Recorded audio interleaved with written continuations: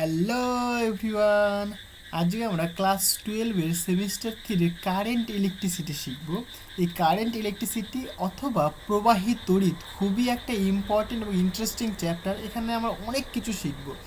আজ পর্যন্ত তোমরা যত ভিডিও দেখেছো সেখানে এমন দেখো নি যে এই যে ওহমের সূত্র কী করে আসলো, এই জিনিসগুলো কিন্তু কেউ তোমাদেরকে শেখায়নি। আজকে আমি সেইগুলোকে শেখাবো এবং প্রত্যেকটা জিনিস এখানে আমরা ডিটেইলে বোঝাবো।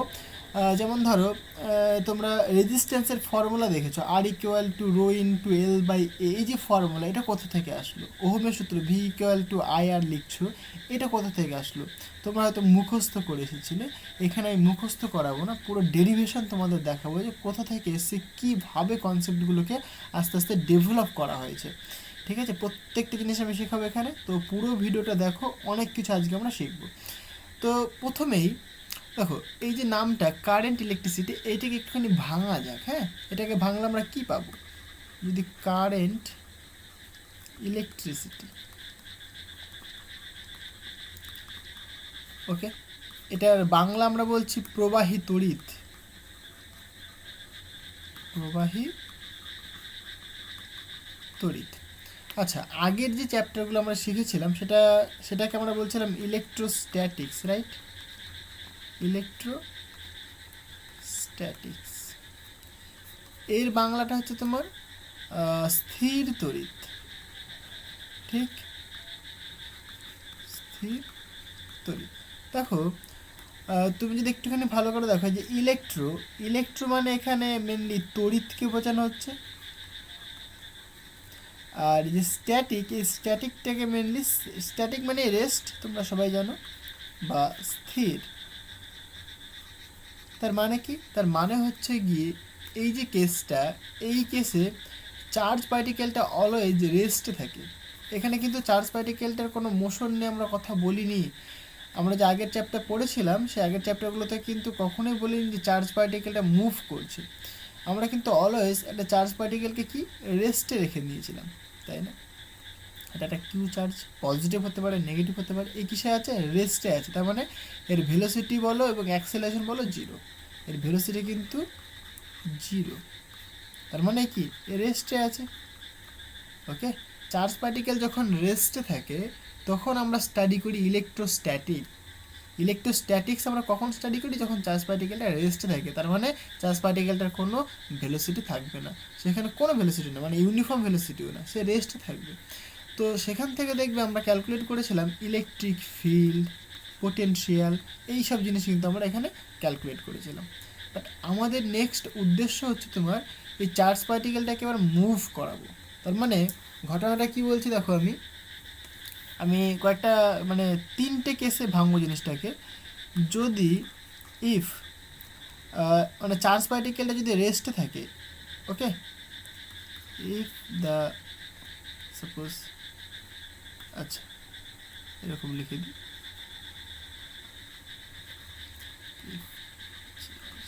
পার্টিকেলস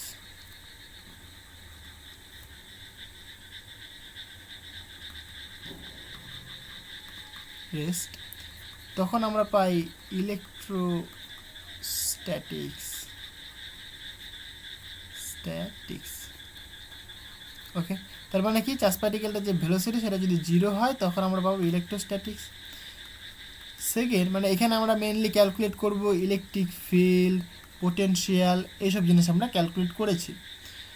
এবার যদি চার্জ পার্টিকেলটা একটা মানে ভেলোসিটি থাকে, ইফ চার্জ পার্টিকেলস মানে মুভ করে,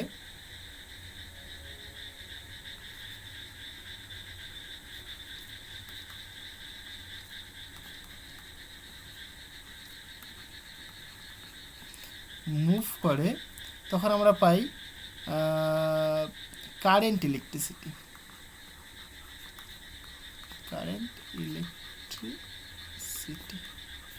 তার মানে প্রবাহী তড়িৎ। মানে দেখো মুভ করছে, তার মানে কি? চার্জ পার্টিকেল একটা এখানে ভেলোসিটি আছে, ভেলোসিটি এক্সিস্ট করছে। ওকে, সো এখান থেকে আমরা যেটা পাবো মেনলি কারেন্ট পাবো আমরা। মানে কারেন্ট যেটা বলছি আমরা, কারেন্ট মানে কি? একটা প্রবাহ। তাই কারেন্টটাকে বলা হয় থাকে প্রবাহ মাত্রা, বা সিম্পলি কারেন্ট বলতে পারো তুমি। ঠিক আছে, তাহলে যখন একটা চার্জ পার্টিকেল একটা কনস্ট্যান্ট ভেলোসিটি নিয়ে মুভ করে, কনস্ট্যান্ট ভেলোসিটি নিয়ে যখন মুভ করে তখনই আমরা পাই কারেন্ট, ইলেকট্রিসিটি অথবা কারেন্ট। বুঝতে পারলে কথাটা আমার? এবং থার্ড যে পয়েন্টটা, এই চার্জ পার্টিকেল যদি চার্জ পার্টিকেলটা একটা অ্যাক্সিলারেশন নিয়ে মুভ করে,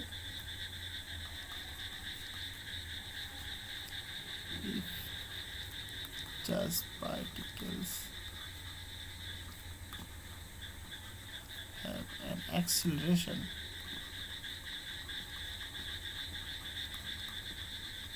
তখন আমরা পাই কি বলে এটাকে, ইলেকট্রোম্যাগনেটিক থিওরি, মানে অ্যাকচুয়ালি রেডিয়েশন পাই আমরা, রাইট?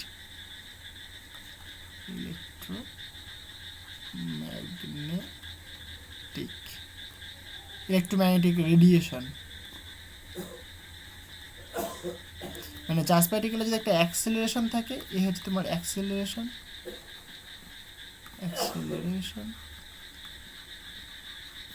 অফ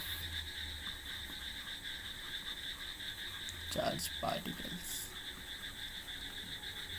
সাপোজ এটা এ হচ্ছে তোমার অ্যাক্সেলারেশন, মানে হচ্ছে একটা চার্জ পার্টিকেল যদি একটা অ্যাক্সেলারেশন মুভ করে, অ্যাক্সেলারেশন মানে তোমরা জানো কি, rate of change of velocity, that is called acceleration.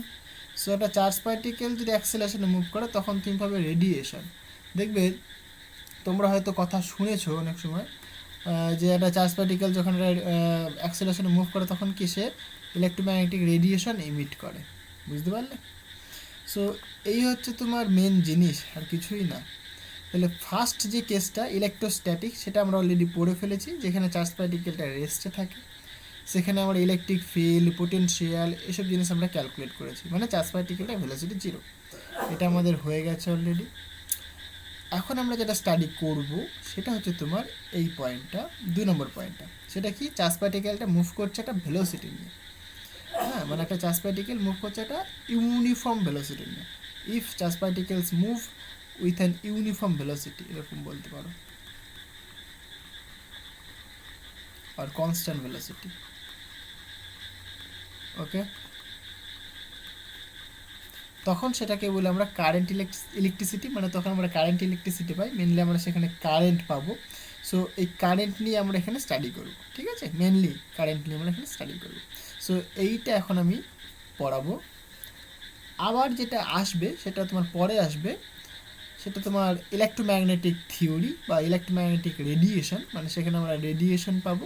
So সেখানে জাস্ট ইলেকট্রোম্যাগনেটিক থিওরি নিয়ে আলোচনা করব, যেখানে চার্জ পার্টিকেল একটা অ্যাক্সেলারেশনে মুভ করবে। বুঝতে পারলে? তাহলে চার্জের ফ্লোর উপর ডিপেন্ড করছে এক একটা চ্যাপ্টার, তাই না? খুব ইন্টারেস্টিং। তাহলে আমাদের যে মেন উদ্দেশ্য সেটা তোমার এখন এইটা, মানে চার্জ পার্টিকেল একটা মুভ করছে ভেলোসিটি নিয়ে। তাহলে চার্জ পার্টিকেল যদি মুভ করে তাহলে আমরা কী পাই? কারেন্ট পাই। তাই আমি এখানে পয়েন্ট করব কারেন্ট অথবা প্রবাহ মাত্রা, ঠিক আছে? কারেন্ট বাংলায় বলা হয়ে থাকে প্রবাহ মাত্রা। ডেফিনেশনটা কি হয়, আমি এটা অনেকবারই বলেছি, আবার বলবো, চাপ নেই। আচ্ছা, কারেন্ট বা প্রবাহ মাত্রা কাকে বলে? মানে একটা চার্জ যখন একটা ভেলোসিটি নিয়ে যখন মুভ করে, সাপোজ এটা একটা charge q charge v velocity নিয়ে মুভ করছে, তখন আমরা কারেন্ট পাবো। বুঝতে পারলে? মানে একটা পজিটিভ চার্জ যদি মুভ করে তখন আমরা কী পাই? কারেন্ট পাই। পজিটিভ চার্জের ডিরেকশন বরাবরই আমরা কারেন্ট পাবো। সো কারেন্টটাকে ঠিক ডিফাইন করা হয় এইভাবে, current capital I that is equal to charge by time, charge by time. Okay, এটাকে বলা হয়ে থাকে কারেন্ট।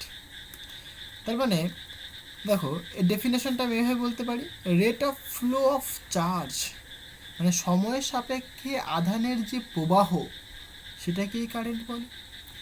তাহলে কারেন্টের ডেফিনেশন ঠিক এইরকম, the rate of flow of charge, the rate of flow of charge is called current, প্রবাহ মাত্রা। বুঝতে পারলে?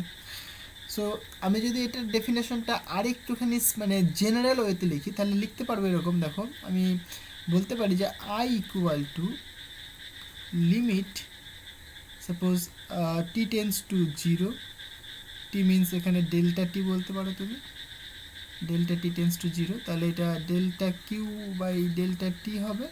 সেটাকে আমি বলতেই পারি যে I equal to d q by d t. মানে আমি যদি খুবই খুবই টাইনি সময় কনসিডার করি, ইনস্ট্যান্টেনিয়াস টাইম যদি কনসিডার করি, ইনস্ট্যান্টেনিয়াস টাইম বলতে মানে এই যে টাইমটা টেন্স টু জিরো, দেখো বাট জিরো নয়, খুবই ছোট, মানে খুবই ক্ষুদ্র সময়ের মধ্যে চার্জের যে ফ্লোটা, সেটাকে বলা হচ্ছে কারেন্ট। সেটাকে আমরা এই ডেরিভেটিভ ফর্মে লিখে থাকি। বুঝতে পারলে? তাহলে ডিকিউ বাই ডিটি এটাকে কারেন্ট বলা হয়ে থাকে। সো দেখো, the rate of flow of charge that is call current. জিনিসটা ক্লিয়ার হয়েছে? তাহলে কারেন্ট কিন্তু as a function of time, তাই না? তাহলে আমি এখান থেকে এরকমও বলতে পারি যে, তাহলে এইটুকুনি ক্লিয়ার হয়েছে কারেন্টের ডেফিনেশনটা, the rate of flow of charge, দেখো dq by dt that is call current. So তোমার একটা এক্সাম্পল দিয়ে বোঝাই আমি। আচ্ছা, এটাকে একটুখানি ব্রেকডাউন করতে পারি আমরা। দেখো এখান থেকে তুমি চার্জও ক্যালকুলেট করতে পারো, কারণ আমরা কি দেখলাম যে I equal to d q d t. So তুমি বলতেই পারো যে d q equal to I into d t.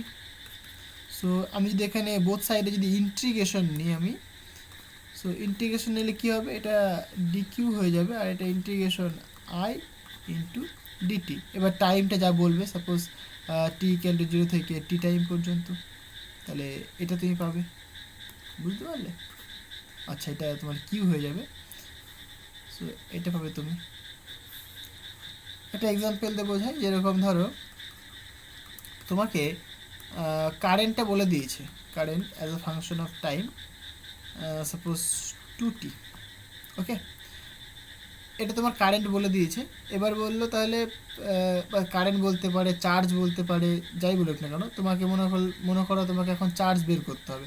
So বললো যে তাহলে কি পরিমাণ চার্জ ফ্লো করছে অ্যাট টাইম, মানে এটা বের করতে বলেছে। কিউ ইকুয়াল টু কত হবে at suppose T equal to 4 second. তাহলে 4 সেকেন্ড পরে কী পরিমাণ মানে চার্জ ফ্লো করছে সেটা আমাকে বের করে দেখাও। তাহলে আমরা কি জানি, আমরা জানি I equal to d q d t, right? তাহলে এখান থেকে তুমি বলবে যে d q equal to I into d t. So integration করলে পরে q equal to integration I into d t. এবার আয়ের মান তোমাকে বলে দিয়েছে 2t ইন্টু, তাহলে এখানে ডিটি হবে। এবার টি এর লিমিট কী বলেছে দেখো, 0 থেকে 4 সেকেন্ড। তাহলে এটা ইন্টিগ্রেশন করলে কত হবে দেখো, টি ইন্টিগ্রেশন করলে পরে টি স্কোয়ার বাই 2 হয়ে থাকে।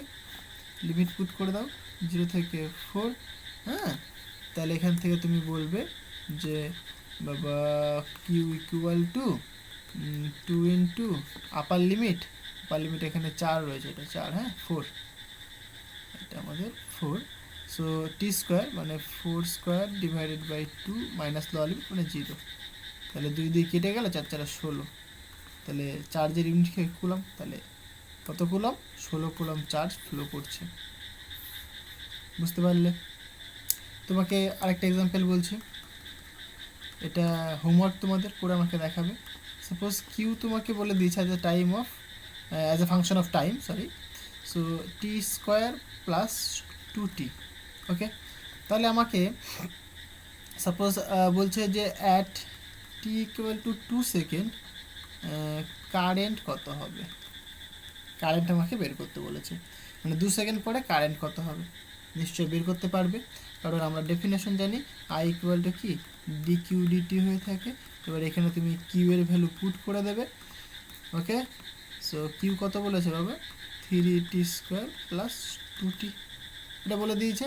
তাহলে এটাকে তুমি ডেরিভেটিভ করো, ডেরিভেটিভ তোমরা করতে জানো সবাই। সো 3 তো কনস্ট্যান্ট থাকলো, তাহলে টি স্কোয়ার তার ডেরিভেটিভ করে কত হবে, 2t হবে প্লাস এখানে 2 হবে। ওকে, এটা তোমার আই পেলে, বাট কত সেকেন্ড বলেছে, 2 সেকেন্ড বলেছে। তাহলে তুমি বলবে সুতরাং I as a function of time T equal to কত, 2 second, that is equal to, so 3 মানে 3 দুগুণে 6 থাকছে, 6 ইন্টু টি এর ভ্যালু যেহেতু 2 লিখে দাও ইন্টু 2, সরি প্লাস 2, 6 দুগুণে 12 প্লাস 2 মানে তোমার 14 অ্যাম্পিয়ার। যে অ্যাম্পিয়ার লিখলাম, অ্যাম্পিয়ারটা কি কারেন্টের ইউনিট, তোমরা অলরেডি জানো অ্যাম্পিয়ার হচ্ছে তোমার কারেন্টের ইউনিট। ক্লিয়ার হয়েছে? আচ্ছা, তাহলে এই হচ্ছে তোমার কারেন্টের ডেফিনেশনটা আশা করি ক্লিয়ার হয়ে গেছে। সো আমি যদি ইউনিটের কথায় আসি, এসআই ইউনিট, সাধারণত কারেন্টের আমরা এসআই ইউনিটটাই ইউজ করে থাকি। সেই এসআই ইউনিটটা কত হয়, কি হয়, অ্যাম্পিয়ার। বিজ্ঞানী অ্যাম্পিয়ারের নাম অনুসারে আমরা জাস্ট ক্যাপিটাল এ লিখে থাকি, বা তুমি অ্যাম্পিয়ার লিখতে পারো। যখন তুমি পুরো নাম লিখবে তখন কিন্তু স্মল এ দেবে, ঠিক আছে? আর যদি আমি মানে যদি একটা লেটার ইউজ করি শুধুমাত্র ক্যাপিটাল এ দেবো, কারণ বিজ্ঞানীর নাম তোমরা জানো নিশ্চয়ই এটা। ওকে, কারেন্ট কিন্তু একটা fundamental quantity, current is a fundamental quantity. Okay, so এটা কিন্তু তোমাদের জানা দরকার, কারণ এগুলো মাধ্যমিক আমরা পড়েছিলাম। কারেন্ট অথবা আই ইজ আ ফান্ডামেন্টাল আর বেসিক কোয়ান্টিটি। হ্যাঁ, ফান্ডামেন্টাল আর বেসিক কোয়ান্টিটি। ক্লিয়ার হয়েছে? তাহলে এর যে মাত্রা হবে, ডাইমেনশন, তোমরা নিশ্চয়ই জানো সেটা কি, ক্যাপিটাল আই হবে। সো এখান থেকেই দেখবে আমরা চার্জের ডাইমেনশন আমরা সাধারণত বের করে থাকি। ওকে, তোমাকে চার্জের ডাইমেনশন বের করতে বলতে পারে। চার্জের ডাইমেনশন কী হবে তাহলে, আই ইকুয়াল টু তুমি দেখছো যে d q by d t, right? তাহলে ডি কিউ ইকুয়াল টু তুমি কী বলবে, আই ইন্টু ডিটি। তাহলে এটা জাস্ট সিম্পল আমি যদি লিখি Q equal to I into T, এরকম বলতে পারি, রাইট? তাহলে চার্জের যে ডাইমেনশনটা হবে সেটা কত হবে, ক্যাপিটাল আই টি হবে। সো এটা হচ্ছে তোমার চার্জের ডাইমেনশন হবে। এগুলো তোমরা নিশ্চয়ই জানো, সো চাপ নেই। আচ্ছা, সো এখন যেটা ইম্পর্টেন্ট সেটা কি, দেখো আমি বলছি কারেন্ট ফ্লো করছে, মানে একটা তার নিলাম, ধরো এ পয়েন্ট এটা, বি পয়েন্ট তারটা। আচ্ছা, কারেন্ট ফ্লো করছে, আমাদের কারেন্টটাকে এইভাবে রিপ্রেজেন্ট করি যে আই পরিমাণ কারেন্ট যাচ্ছে এ থেকে বি এর দিক বরাবর। তাহলে কারেন্ট একটা স্কেলার কোয়ান্টিটি না ভেক্টর কোয়ান্টিটি? তো কোশ্চেনটা তোমার, current is a scalar, current is a scalar আর ভেক্টর কোয়ান্টিটি, কোনটা হবে বলো? কারেন্ট কি স্কেলার নাকি ভেক্টর কোয়ান্টিটি? তোমরা সবাই বলবে কারেন্টের একটা মান পাই আমরা, ঠিক কারেন্টের মান পাই, এটা হতে পারে 2 অ্যাম্পিয়ার, এবং দেখো তার একটা ডিরেকশনে পাচ্ছি আমরা, এ থেকে বি এর দিকে আসছে, ফাইন। তাহলে আমরা তো 11-এ পড়েছিলাম যার মান এবং দিক 2 থাকে তাকে আমরা ভেক্টর বলি, তাহলে ভেক্টরটা আনসার হওয়া দরকার। যদি তোমার আনসার এটা হয় তাহলে ইউ আর রং, এটা আনসার নয়, ভেক্টর নয়। কারেন্ট একটা কি স্কেলার কোয়ান্টিটি, কারেন্ট একটা কি বলো, স্কেলার কোয়ান্টিটি। এগুলো কেন কারেন্ট স্কেলার কোয়ান্টিটি? দেখো আমাদের 11-এ যে ভেক্টরের ডেফিনেশন পড়ানো হয় সেটা কমপ্লিট নয়। যখন 11-এ পড়ানো হয় তখন হয়তো অনেক স্যার বলে, অনেক স্যার বলে না। আমি যখন পড়াই তখন আমি বলে দিই যে এই যে ভেক্টরের যে ডেফিনেশনটা আমরা বলছি, যার মান এবং দিক 2 আছে তাদেরকে ভেক্টর বলবো, এটা পুরো কমপ্লিট কথা নয়। তুমি যদি আরেকটুখানি স্ট্যান্ডার্ড হও, একটুখানি উপরের লেভেলে যাও, তখন দেখবে যে ভেক্টরের জন্য কিছু রুলস রয়েছে। ভেক্টর একটা অ্যাডিটিভ কোয়ান্টিটি, হ্যাঁ, মানে অ্যাসোসিয়েটিভ রুল ফলো করে, হ্যাঁ। সো কিছু অ্যালজেব্রিক রুল রয়েছে যেগুলো ভেক্টর ফলো করে ভেক্টরের জন্য। সো যারা সেই রুলগুলো ফলো করে তারা ভেক্টর কোয়ান্টিটি। তুমি যদি আর একটু আপার লেভেলে যাও তাহলে দেখবে যে এক পাতাই হচ্ছে তোমার ভেক্টরের ডেফিনেশন, অনেক রুলস রয়েছে যে ওই প্রপার্টিসগুলো যদি ফলো করে, মানে কোনো একটা কোয়ান্টিটি সে যদি ওই সমস্ত প্রপার্টিস ফলো করে তখন সেটাকে বলি আমরা ভেক্টর। ওকে, তার মানে এই যে কারেন্টটাকে ভেক্টর হতে গেলে কি কারেন্টের মানে তোমার বীজগাণিতিক ভেক্টরিক্যাল যোগ বিয়োগ হতে হবে। যেরকম আমরা লিখি না, ধরো এ ভেক্টর, সাপোজ এটা কি বি ভেক্টর আর সি ভেক্টরের যোগফল। এই যে কথাটা লিখলাম এর মানে কিন্তু এ নয় বি প্লাস সি, এটা কিন্তু নয়, এক জিনিস কিন্তু নয় দুটো। কারণ বি এর ডিরেকশন যদি এটা হয়, সি এর ডিরেকশন যদি এটা হয়, মধ্যবর্তী অ্যাঙ্গেল যদি 30 ডিগ্রি হয়, তাহলেই কিন্তু ভ্যালু চেঞ্জ হয়ে যাবে। বুঝতে পারলে কথাটা? রেজাল্টেন্টের ভ্যালু চেঞ্জ হয়ে যাবে। সো ভেক্টোরিক্যাল যে যোগ বিয়োগ সেটা কিন্তু অন্যরকম। আমাদের যে সিম্পল যে অ্যালজেব্রিক মানে যোগ বিয়োগ করি আমরা, তার থেকে আলাদা, তাই না? সো অ্যাকচুয়ালি এই কারেন্ট এই ভেক্টর যোগ বিয়োগ ফলো করে না। যে বললাম কারেন্ট হচ্ছে তোমার ভেক্টরের আরও কিছু প্রপার্টি রয়েছে যেগুলোকে ফলো করে না। দেখবে আমরা এরকম লিখে দিই, এদিক দিয়ে 2 অ্যাম্পিয়ার কারেন্ট যাচ্ছে, এদিক দিয়ে 5 অ্যাম্পিয়ার কারেন্ট যাচ্ছে, মানে একটা এরকম একটা তার দেখায় তোমাকে আমি, ধরো এরকম একটা তার দেখায়, ওকে? এদিক দিয়ে 2 অ্যাম্পিয়ার কারেন্ট যাচ্ছে, এদিক দিয়ে সাপোজ 5 অ্যাম্পিয়ার কারেন্ট যাচ্ছে। যখন এদিক দিয়ে কারেন্ট কতক্ষণ যাচ্ছে সেটা যদি বের করতে বলা হয়, তখন তুমি কি বলো? 2 + 5 অ্যাম্পিয়ার, মানে 7 অ্যাম্পিয়ার কারেন্ট যাচ্ছে। দেখো একদম সিম্পল, তুমি যোগ করে দিয়েছো। তাহলে এটা কিন্তু ভেক্টর রুলে কিন্তু যোগ হয়নি, জাস্ট সিম্পল যোগ হয়ে গেছে, জাস্ট বীজগাণিতিক যোগ বিয়োগ হয়েছে। তাহলে কারেন্ট কিন্তু ভেক্টর যোগ বিয়োগ ফলো করে না, মানে ভেক্টরের যে যোগ বিয়োগের নিয়ম সেগুলো কিন্তু ফলো করে না, জাস্ট শুধুমাত্র অ্যালজেব্রিক রুল ফলো করে। তাই কারেন্ট একটা স্কেলার কোয়ান্টিটি। কথাটা ক্লিয়ার হয়েছে? So current is a scalar quantity. কেন? কারণ কারেন্ট কিন্তু ভেক্টর যোগ বিয়োগ ফলো করে না, current simple algebraic rule follow করে। ওকে, সিন্স এরকম লিখে দিই, since it does not follow the vector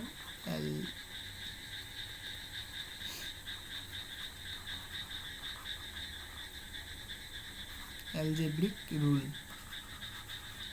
okay, rules লিখে দাও। সে যেহেতু কোনো ভেক্টর অ্যালজেব্রিক রুল ফলো করে না, সো এটাকে বলে থাকি আমরা স্কেলার কোয়ান্টিটি। ফাইন। আচ্ছা, আশা করি জিনিসটা বোঝাতে পারলাম। কিছুই না, একদম সিম্পল জিনিস, বুঝতে হবে। কিন্তু এই কারেন্ট ভেক্টর রাশি না হলে কি হবে? কারেন্ট ডেনসিটি বলে একটা কোয়ান্টিটি আছে, সেটা কিন্তু vector quantity. So current density কি সেটা জানতে হবে। কারেন্ট ডেনসিটি সেটাকে সাধারণত আমরা ক্যাপিটাল জে বা স্মল জে দিয়েও লেখা হয়ে থাকে। দেখো কারেন্ট ডেনসিটি, ডেনসিটির কথা আসছে, আমরা যেরকম অনেক পড়েছি, চার্জ ডেনসিটি পড়েছিলাম, ওখানে আবার 3টে ভাগ করে দিয়েছিলাম, line charge density, surface charge density, volume charge density. মানে যদি তোমাকে জাস্ট ডেনসিটির ডেফিনেশন জিজ্ঞাসা করে, তুমি কী বলো? Mass per unit volume, charge per unit volume. এবার যদি স্পেসিফাই মানে স্পেসিফাই করে দেয়, স্পেসিফিক বলে যে লাইন চার্জ ডেনসিটি বলো, তুমি তখন বলবে কি চার্জ পার ইউনিট লেন্থ। মানে নিচে কি একটা ভলিউম, লেন্থ অথবা এরিয়া, এসব একটা কোয়ান্টিটি থাকে, রাইট? এখানেও ঠিক একই রকম। এখানে একটু কেমন হয় একটু বোঝাই আমি। ধরো এরকম একটা এরিয়া রয়েছে, তুমি যখনই একটা ধরবে, মানে যে কোনো একটা তুমি ওয়্যার নেবে বা কন্ডাক্টার তুমি কনসিডার করবে, কন্ডাক্টারে কিন্তু একটা ক্রস সেকশনাল এরিয়া থাকে, রাইট? এটা একটা সাপোজ কন্ডাক্টার, সাপোজ ছবিটা বাঁকা হচ্ছে, এরকম দেখাচ্ছি আমি, এটা একটা সাপোজ তোমার কন্ডাক্টর, রাইট? এটা কন্ডাক্টর, ওকে। তাহলে এর মধ্যে ফ্রি ইলেকট্রন রয়েছে, প্রচুর পরিমাণে ফ্রি ইলেকট্রন রয়েছে, এগুলো সবই কি ফ্রি ইলেকট্রন সংখ্যা। যেহেতু conductor, so huge number of free electron রয়েছে, কন্ডাক্টর। এর মধ্যে প্রচুর পরিমাণে ফ্রি ইলেকট্রন রয়েছে। আমি এখানে কিউবিক্যাল বক্স কনসিডার করেছি, তুমি সিলিন্ড্রিক্যাল ওয়েতে ভাবতে পারো। যেমন খুশিভাবে তুমি ভাবতে পারো, তাতে কোনো অসুবিধা নেই। তাহলে এখানে ফ্রি ইলেকট্রন রয়েছে হিউজ নাম্বার অফ। তাহলে দেখো আমি যদি কারেন্ট ডেন্সিটি ডেফিনেশনটা এরকমভাবে বলি যে পার ইউনিট এরিয়া দিয়ে যে পরিমাণ কারেন্ট ফ্লো করবে, কারণ চার্জের ফ্লো মানেই কারেন্ট। কারেন্টের ডেফিনেশন আমরা কি দেখলাম, যে ডিকিউ বাই ডিটি। প্রত্যেকটা জিনিস মাথায় রাখবে, মানে চার্জ বাই টাইম। তাহলে টাইমের সাপেক্ষে চার্জ যদি ফ্লো করে তাহলে আমি কারেন্ট পাবো। এবার আমি বলছি এই কারেন্টটা মানে যে চার্জটা ফ্লো করছে সেটা যদি তোমার একটা নির্দিষ্ট এরিয়া মানে একটা ক্রস সেকশনাল এরিয়ার মধ্যে দিয়ে পাস করে, তাহলে সেটাকেই বলছি আমরা কারেন্ট ডেন্সিটি। তাহলে কারেন্ট ডেন্সিটি কাকে বলে, যে কারেন্ট পার ইউনিট এরিয়া। দেখো যেহেতু একটা 3 ডাইমেনশনাল একটা সিলিন্ড্রিক্যাল বা কিউবিক্যাল বক্স তুমি ধরেছো, একটা কি একটা ক্রস সেকশনাল এরিয়ার মধ্য দিয়ে চার্জগুলো ফ্লো করছে, সো একটা এরিয়ার মধ্য দিয়ে যে পরিমাণ চার্জটা ফ্লো করছে সেটাকেই বলছি আমরা তার কারেন্ট ডেন্সিটি। তাহলে কারেন্ট ডেন্সিটিটাকে ডিফাইন করছি আমরা ঠিক এইভাবে, কারেন্ট ডেন্সিটি, সেটাকে আমি যে দিয়ে বলছি, সেটা কি বললাম, current density current per unit area, যে ক্রস সেকশনাল এরিয়া সেটা, এটাকে বলছি আমরা কারেন্ট ডেন্সিটি। আমি যদি ইন জেনারেল লিখি তাহলে আমি লিখবো যে J equal to DI by d A. এবার দেখো এখানটায় এই যে ইয়েটা মানে কারেন্ট ডেন্সিটিটা, কারেন্ট ডেন্সিটি একটা ভেক্টর কোয়ান্টিটি। কেন, দেখো কারেন্ট একটা স্কেলার কোয়ান্টিটি, বাট এরিয়া কিন্তু একটা ভেক্টর কোয়ান্টিটি। বিকজ তুমি যে এখানে একটা এরিয়া কনসিডার করেছো, এই এরিয়াটার কিন্তু একটা নির্দিষ্ট ডিরেকশন রয়েছে, রাইট? এরিয়াটার একটা ডিরেকশন হচ্ছে এটা কি, নর্মাল টু দ্য সারফেস, এটা তোমার এরিয়ার ডিরেকশন। তাহলে এরিয়ার যদি ডিরেকশন থাকে, তোমার যে ডেফিনেশনটা দেখো কারেন্ট ডেন্সিটি, সেটা কি ডিআই বাই ডিএ। তাহলে এরিয়ার ডিরেকশন হলে পরে কারেন্ট ডেন্সিটিরও ডিরেকশন হতে হবে। সুতরাং কারেন্ট ডেন্সিটি কিন্তু একটা ভেক্টর কোয়ান্টিটি, বুঝতে পারলে? সো কারেন্ট ডেন্সিটি একটা ভেক্টর কোয়ান্টিটি, এটা আমরা এখান থেকে বলতে পারি কারেন্ট ডেন্সিটি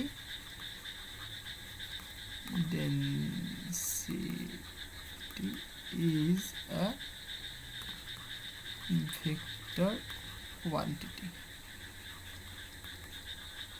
তার মানে কি এই ডিরেকশনটার উপর ডিপেন্ড করবে। দেখো আমি এই ডেফিনেশনটা আরেকটু সুন্দর ওয়েতে লিখছি আমি।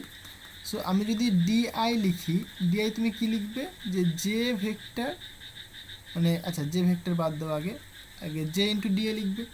এটা একদম নর্মাল কেস। নর্মাল কেস বলতে এটা কোন কেসের জন্য বলছি আমি, এই যে ডেফিনেশনটা বললাম এটা নর্মাল কেসের জন্য বললাম। নর্মাল মিন্স দেখো ধরো কারেন্ট ফ্লো করছে, এটা আমাদের কারেন্ট ফ্লো করছে এই বরাবর,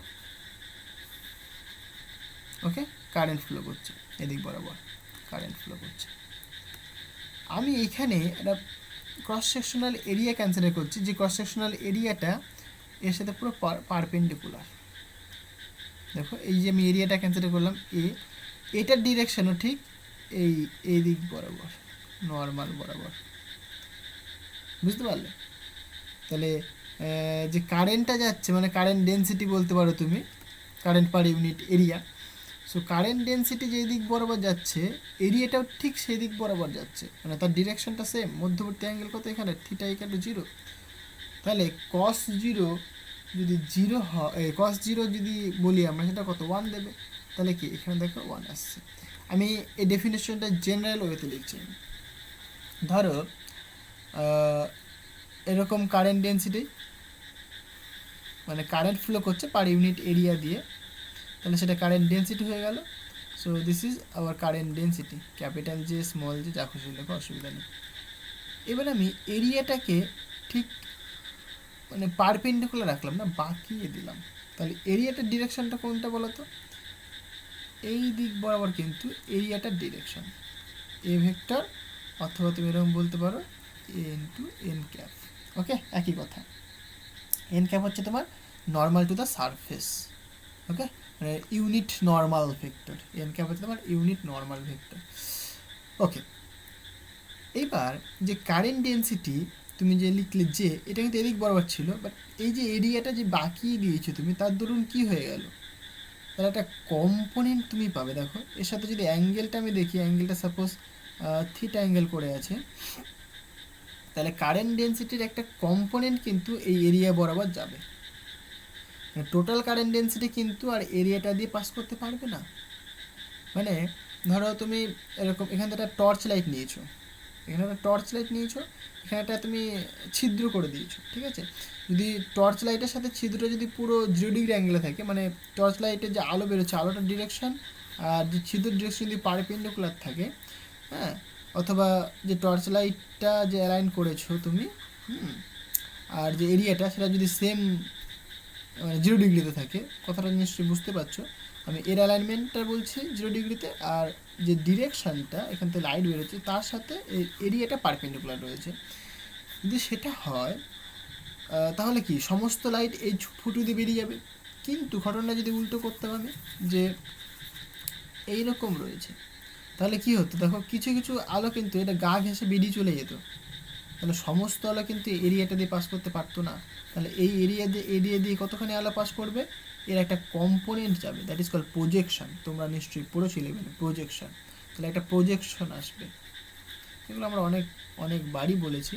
সুতরাং এই যদি কোনো একটা ভেক্টর কোয়ান্টিটি হয় তাহলে তার একটা কম্পোনেন্ট তুমি এদিক বরাবর পাবে, বুঝতে পারো। তাহলে এদিক কী হবে, এ কস থিটা আসবে। ঠিক সিমিলারলি তাহলে কারেন্ট ডেন্সিটিটা ঠিক এদিক বরাবর যাচ্ছিলো, যেহেতু এরিয়াটা এরকম বাঁকানো হয়ে গেছে, তাহলে তার কম্পোনেন্ট আসবে এদিক বরাবর, এদিক বরাবর একটা কম্পোনেন্ট পাবে তুমি। তাহলে তুমি বলতেই পারো যে এদিকটা কি থাকবে বাবা, এদিকটা থাকবে তোমার এরকম,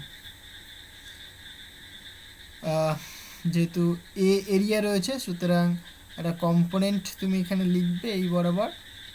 সো সেটা তোমার হবে, মানে যেহেতু এরিয়াটা, আচ্ছা এরকমও বলতে পারো যে এরিয়ার একটা কম্পোনেন্ট এদিক বরাবর তুমি পাবে, মানে জে এর বরাবর। তাহলে এরিয়ার কম্পোনেন্ট কত হবে এদিক বরাবর, এ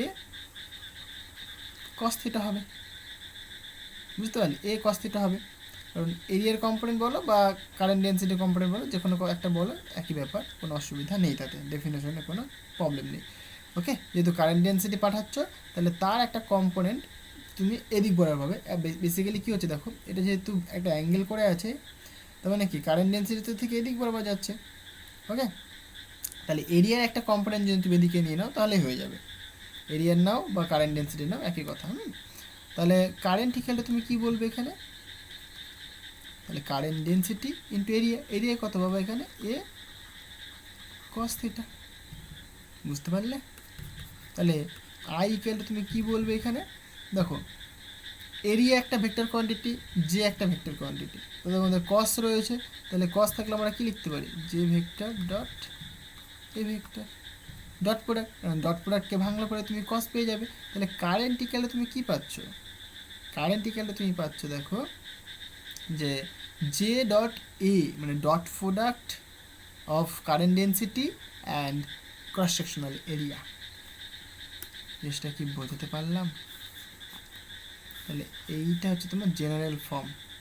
ওকে, তাহলে এটা জাস্ট আমি এরকমভাবে লিখলাম। আমি যদি এখানে ডিফারেন্সিয়াল ফর্ম লিখি, মানে আমি ধরো এই যে এরিয়াটাকে যদি আমি ইনফাইনাইট সিমাল কনসিডার করি, মানে খুবই স্মল এরিয়া, তাহলে তুমি বলবে এটা এদিক বরাবর ডিএ কস থিটা রয়েছে। তাহলে কারেন্ট কতখানি হবে, যে D I equal to current density J, মানে আচ্ছা J into D A cos theta, অথবা D I equal to J vector dot DA vector.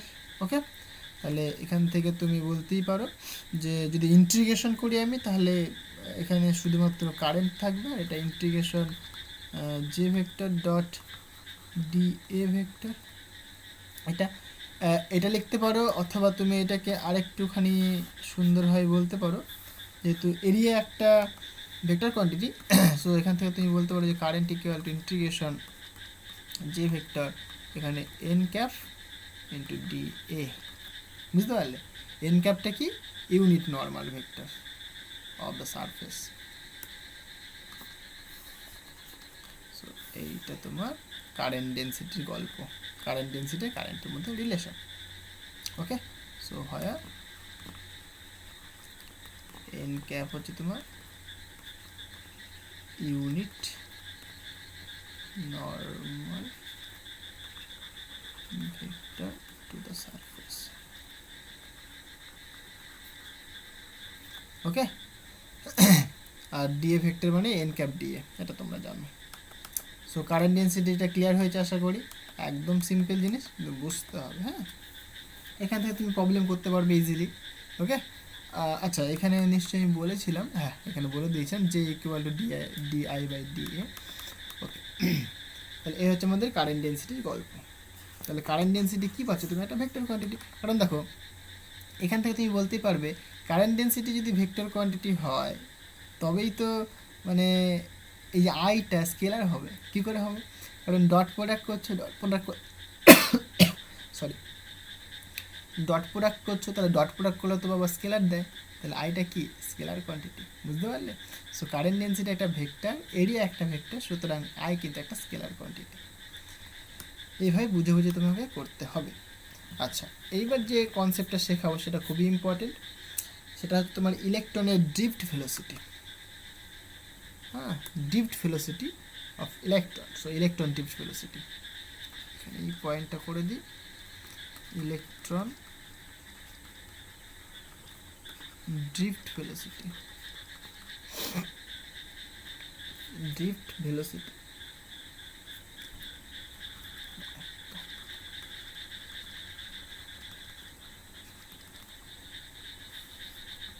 জিনিসটা কি বোঝাচ্ছে দেখো। সাধারণত আমি যদি একটা কন্ডাক্টর কনসিডার করি, ধরো একটা কন্ডাক্টর আমি ধরছি, একটা সিলিন্ড্রিক্যাল ওয়্যার কনসিডার করলাম। এটা তামার তার মানে ধরতে পারো তুমি। একটা কন্ডাক্টরের ভেতরে কি থাকে? এটা একটা কন্ডাক্টর।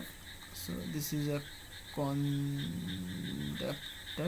সো হিউজ পরিমাণ ফ্রি ইলেকট্রন থাকে এখানে, যেহেতু কন্ডাক্টর। সো আমরা বলতে পারি যে এখানে হিউজ পরিমাণ ফ্রি ইলেকট্রন রয়েছে। এরা সবই কি? এরা তোমার ইলেকট্রন। এবং এই ইলেকট্রনগুলো কিন্তু র্যান্ডমলি মুভ করছে, কেউ এদিকে, কেউ এদিকে, কেউ এদিক বরাবর, কেউ এদিক বরাবর, কেউ নিচের দিক বরাবর, কেউ এদিক বরাবর, সব কিন্তু র্যান্ডমলি মুভ করছে, রাইট? এই র্যান্ডমলি মুভমেন্টের জন্য তুমি যদি নেট কারেন্ট দেখো, দেখো ইলেকট্রনের ফ্লো কিন্তু আমাদের কারেন্ট দেবে, ঠিক আছে? এরকম চার্জ মানে পজিটিভ চার্জের যে ফ্লোটা সেটা আমাদের কারেন্ট দিচ্ছে, মানে পজিটিভ চার্জ যেদিকে ফ্লো করছে কারেন্টের ডিরেকশনটা ঠিক সেদিকেই হচ্ছে। বাট ইলেকট্রন যেদিকে ফ্লো করবে ঠিক তার অপোজিট দিকে আমরা কারেন্ট পাবো, কারণ ইলেকট্রন কি নেগেটিভ চার্জ। আমরা এই জিনিসগুলো অটোমেটিক বুঝতে পারবো, চাপ নেই। সো যেহেতু নেগেটিভ চার্জ মানে কি? নেগেটিভ চার্জ এদিকে ফ্লো করছে, তাই আমরা বলতে পারি যে পজিটিভ চার্জ এদিক বরাবর ফ্লো করছে। নেগেটিভ চার্জের যেখানে ভ্যাকেন্সি সেখানে পজিটিভ চার্জের ক্রিয়েশন। বুঝতে পারলে? So positive charge negative charge এদিকে আসছে, এখান থেকে ধরো এখানে আসলো নেগেটিভ চার্জ, তার মানে কি আমরা বলতে পারি পজিটিভ চার্জ এখান থেকে এখানে চলে আসলো, তাহলে পজিটিভের ফ্লো এদিক বরাবর হচ্ছে, তাহলে কারেন্টের ফ্লোটা এদিক বরাবর হবে। জাস্ট আমি ফিজিক্যালি বোঝালাম জিনিসটা। তাহলে ইলেকট্রনের যে ফ্লো হচ্ছে, হ্যাঁ মানে এখানে আমি যদি নেট যদি কারেন্ট দেখি আমি, সেটা কত হবে? নেট কারেন্ট তোমার অবভিয়াসলি 0 হবে। কারণ কি? বিকজ ইলেকট্রনগুলো র্যান্ডমলি ফ্লো করছে, মানে ইলেকট্রনগুলো র্যান্ডম মোশন রয়েছে। বুঝতে পারলি? র্যান্ডম মোশনের জন্য net electric field net current তোমার 0 হবে। কারণ একটা তুমি যদি জাস্ট ক্রস সেকশন কনসিডার করো, এখানে সাপোজ একটা ক্রস সেকশন তুমি কনসিডার করলে, একটা ক্রস সেকশন কনসিডার করলে যেটা মানে দেখা যায়, জাস্ট একটা মানে ধারণা, যেটা কি বাদিক থেকে যতগুলো ইলেকট্রন ডান দিকে ঢুকছে ঠিক ততগুলোই ডান দিক থেকে বাদিকে ঢুকছে, যেহেতু র্যান্ডমলি মুভ করছে, কারণ তুমি কারোর নির্দিষ্ট ডিরেকশন তুমি জানো না। সো নেট যে কারেন্টটা তখন তুমি 0 পাবে। বুঝতে পারলে? এইবার আমরা কি করলাম, এইখানে যদি আমি ইলেকট্রিক ফিল্ড অ্যাপ্লাই করি, মানে কন্ডাক্টারটাকে যদি আমরা একটা ইলেকট্রিক ফিল্ডের মধ্যে প্লেস করে দিই, সেটা কী করে হতে পারে?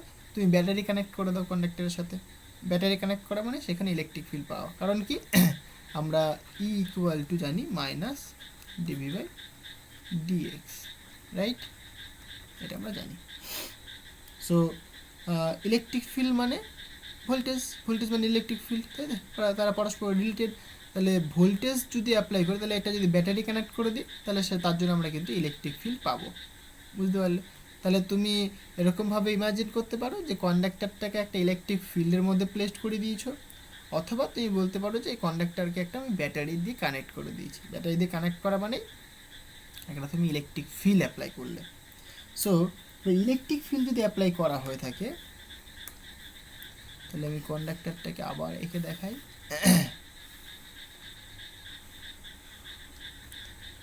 ওকে, তাহলে সাপোজ আমি ইলেকট্রিক ফিল্ডই দেখাচ্ছি এখানে। ইলেকট্রিক ফিল্ড মানে এদিকে পজিটিভ চার্জ রয়েছে, রাইট? সাপোজ এদিকে নেগেটিভ চার্জ রয়েছে। তাহলে ইলেকট্রিক ফিল্ড কীভাবে ফ্লো করবে? এই দিক থেকে এদিক বরাবর ফ্লো করবে, এদিক থেকে এই দিক বরাবর ইলেকট্রিক ফিল্ড ফ্লো করবে। ওকে, এটা আমাদের ইলেকট্রিক ফিল্ড। এরকমভাবে তুমি ইমাজিন করতে পারো, অথবা তুমি বলতে পারো এখানে একটা কি আমরা ব্যাটারি কানেক্ট করে দিয়েছি, একটা ব্যাটারি কানেক্ট করে দিয়েছি। ব্যাটারির পজিটিভ টার্মিনাল এটা, এটা নেগেটিভ টার্মিনাল এটা, মানে এটাকে জাস্ট এরকমভাবে তোমরা ইমাজিন করতে পারো যে এরকমভাবে দেখিয়ে দিই আমি। এটা ব্যাটারি পজিটিভ, এটা ব্যাটারি নেগেটিভ। বুঝতে পারলে? পজিটিভ মানে তাহলে এটা পজিটিভ পোটেনশিয়াল পাচ্ছে, এখানে এখানে নেগেটিভ মানে নেগেটিভ পোটেনশিয়াল পাচ্ছে। সুতরাং পজিটিভ চার্জ এখানে অ্যাকুমুলেট হচ্ছে, নেগেটিভ চার্জ অ্যাকুমুলেট হচ্ছে, সুতরাং এটা ইলেকট্রিক ফিল্ড পাবে তুমি পজিটিভ থেকে নেগেটিভের দিকে। যদি সেটা হয় তাহলে কি হবে? এখানে তো ইলেকট্রন রয়েছে, ফ্রি ইলেকট্রন রয়েছে। এগুলো সবই কি? এগুলো এক একটা ইলেকট্রন মানে নেগেটিভ চার্জ, তাই তো? এবার দেখো, যেহেতু এরা সব নেগেটিভ চার্জ, তুমি যখন ইলেকট্রিক ফিল্ড অ্যাপ্লাই করেছো তাহলে কী হবে? নেগেটিভ চার্জ পজিটিভ চার্জের দিকে মুভ করতে শুরু করবে, সুতরাং নেগেটিভ চার্জগুলো এই দিক বরাবর সব মুভ করবে। ওকে, এবং ইন্টারেস্টিং ব্যাপার দেখো, সবাই কিন্তু একটা নির্দিষ্ট ডিরেকশন বরাবর মুভ করছে, কারণ তুমি ফিল্ড অ্যাপ্লাই করে দিয়েছো, তাই না? সবাই কিন্তু এই মানে যেহেতু সব এগুলো সব ইলেকট্রন, সুতরাং ইলেকট্রনগুলো কি পজিটিভ চার্জের দিকে মুভ করছে, এই দিক বরাবর তারা কিন্তু মুভ করছে। তাহলে দেখো, তারা কিন্তু একটা সুন্দরভাবে সজ্জিত হয়ে গেল, একটা অ্যালাইনমেন্ট চলে আসলো, তাই না? ইলেকট্রিক ফিল্ডের ঠিক অপোজিট দিকে ইলেকট্রনগুলো মুভ করতে শুরু করলো। আগে কি হয়েছিল? আগে দেখো, একটা র্যান্ডমলি তাদের মুভমেন্ট পেয়েছিলে, ইলেকট্রনগুলো র্যান্ডম মোশন পেয়েছিলে, বাট এইখানে দেখো সেই র্যান্ডম মোশনটা কিন্তু আর নেই। ইলেকট্রিক ফিল্ড অ্যাপ্লাই করার দরুন এই ইলেকট্রনগুলো ইলেকট্রিক ফিল্ডের অপোজিট দিকে মুভ করতে শুরু করলো একটা সজ্জিত ওয়েতে, কালেকটিভ ওয়েতে। সো এই যে কালেকটিভ ওয়েতে তারা যে মুভ করছে এটা নির্দিষ্ট ডিরেকশন বরাবর, তার দরুন তাদের যে ভেলোসিটি হয়, সেই ভেলোসিটিটাকে বলে থাকি আমরা ড্রিফট ভেলোসিটি। ড্রিফট ভেলোসিটি বা অনুপ্রবাহের বেগ। তাহলে এখানে একটা আমরা ভেলোসিটি পাই, সেটাকে বলা হচ্ছে drift velocity. Drift velocity. Okay, কারণ ইলেকট্রিক ফিল্ড অ্যাপ্লাই করার দরুনে কিন্তু আমরা ড্রিফট ভেলোসিটি পাই, আদারওয়াইজ কিন্তু আমরা ড্রিফট ভেলোসিটি পাবো না।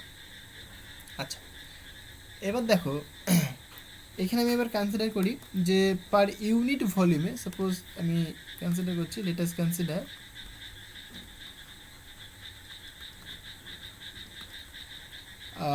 suppose n be the number of electrons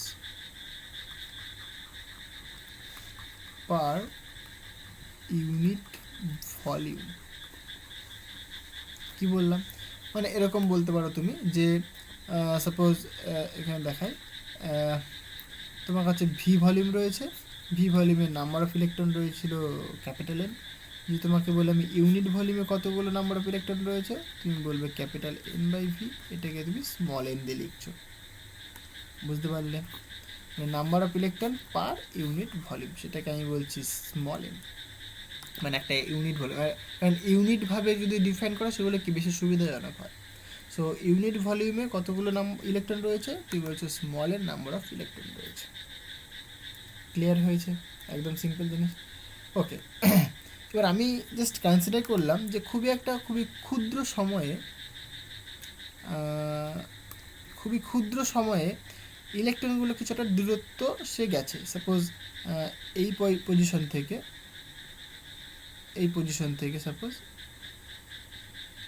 মানে আমি বলছি এ থেকে বি পজিশনে এসছে, মানে এই লেন্থটুকুনি সাপোজ আমি বলছি এল, সে টাইমটা ডি টাউ, খুবই একটা ক্ষুদ্র সময়ে ডি টাউ, বা সিম্পল তুমি টাও বলতে পারো, ঠিক আছে, বা টাও টি, যা খুশি নাও তোমার, তাতে কোনো অসুবিধা নেই। তাহলে টাও বাদ দাও, টি বলে দিই, তোমাদের সুবিধা হয় বুঝতে। সো ডিটি ক্ষুদ্র সময়ে ইলেকট্রনগুলো এল দূরত্ব অতিক্রম করেছে এবং তাদের ভেলোসিটি কত ভি। তাহলে আমরা ভেলোসিটি আর লেন্থের মধ্যে রিলেশন জানি, কারণ কি v is equal to d s by d t, সুতরাং ডিএল বাই ডিটি হবে। এখানে কি কতক্ষণ দূরত্ব যাবে, এখানে এল লেন্থ বলতে এখানে স্মল এল, তাহলে পরে তুমি বলবে L equal to V into DT, কারণ এস ইকুয়াল টু ভিটি হয়, তোমরা সবাই জানো। তাহলে এখানে তুমি বলবে যে দূরত্বটা অতিক্রম করেছে সেটা কত, here l equal to V into d t. তাহলে এতখানি দূরত্ব ইলেকট্রনগুলো অতিক্রম করেছে। ওকে, তাহলে এই যে দূরত্ব অতিক্রম করলো, তাহলে এইটুকুনি যে ভলিউম, এই ভলিউম মানে এই দৈর্ঘ্যে কতগুলো ইলেকট্রন রয়েছে, তাহলে ভলিউমটা জানতে হবে আমাকে, কারণ ইউনিট ভলিউমে বলেছে আমি small N number of electron থাকে। তাহলে এল যে দৈর্ঘ্য, এল দৈর্ঘ্য একটা ভলিউম কভার করেছে, কারণ একটা ক্রস সেকশনাল এরিয়া রয়েছে, এটা ক্রস সেকশনাল এরিয়া আছে, এটা ক্রস সেকশনাল এরিয়াটা আমি কনসিডার করছি capital A. Okay, capital A তোমার cross sectional area, and capital A তোমার cross sectional area, sectional area, fine. Okay, তাহলে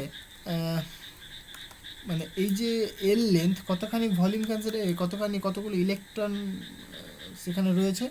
সো নাম্বার অফ ইলেকট্রন যদি আমরা বলি সেটা N prime, that is equal to L লেন্থে, দেখো পার ইউনিট ভলিউমে রয়েছে এন খানা ইন্টু, তাহলে ভলিউম হতে হবে, বুঝতে পারলে। এই যে এল লেন্থ কতখানি ভলিউম কভার করছে, সেই ভলিউম তাহলে গুণ করতে হবে, তাহলে সেই ভলিউমটা কতখানি হয় বলো, তাহলে এন ইন্টু, দেখো এরিয়া তুমি জানো এ, লেন্থ তুমি জানো এল, তাহলে এরিয়াকে লেন্থ দিয়ে মাল্টিপ্লাই করলে ভলিউম পেয়ে যাবে। সুতরাং এতগুলো ইলেকট্রন রয়েছে এল লেন্থে, একদম সিম্পল জিনিস, কিছুই না, বুঝতে পারলে। তাহলে এতখানি তোমার ইয়ে পেলে, নাম্বার অফ ইলেকট্রন পেলে, ঠিক আছে, ওই ওই এল লেন্থের মধ্যে। আচ্ছা, এবার স্মল এর ভ্যালু তুমি জানো, একটু ওই ক্যালকুলেট করলে এই যেটা, তাহলে তুমি লিখতে পারো n A into v into d t, তাহলে এতগুলো ইলেকট্রন রয়েছে সেই এল লেন্থের ভলিউমে। ওকে, এইবার তাহলে ইলেকট্রন, তাহলে তার কতখানি চার্জ হবে বলো তো, কারণ আমাদের কারেন্ট বের করতে হবে। তাহলে আমরা একটা সূত্র জানতাম যে Q equal to N into E হয়ে থাকে, ইন্টিজার মাল্টিপল অফ ইলেকট্রন। তাহলে কতখানি চার্জ হবে, তাহলে ডিটি সময়ে যে এল লেন্থে N prime number of electron রয়েছে, রাইট, তাহলে চার্জ কতখানি রয়েছে। সুতরাং চার্জ তুমি বলবে, চন্দ্রকালিতে দেখাই, DQ equal to, so number of electron into মানে ইলেকট্রনিক চার্জ, রাইট, সুতরাং ই ইন্টু এন প্রাইম বলবে তুমি, তাহলে এতখানি চার্জ রয়েছে।